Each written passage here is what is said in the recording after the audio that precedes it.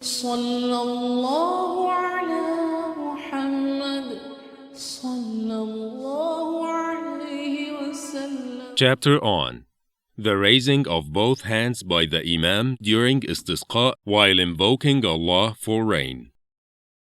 Narrated Anas bin Malik, may Allah be pleased with him. The Prophet, peace be upon him, never raised his hands for any invocation except for that of istisqa. And he used to raise them so much that the whiteness of his armpits became visible. Note: it may be that Anas, may Allah be pleased with him, did not see the Prophet, peace be upon him, raising his hands.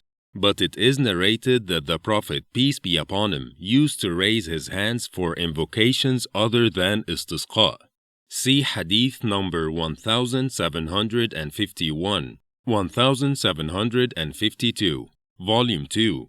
And also see Hadith number 4323, Volume 5, Hadith number 6383, Volume 8.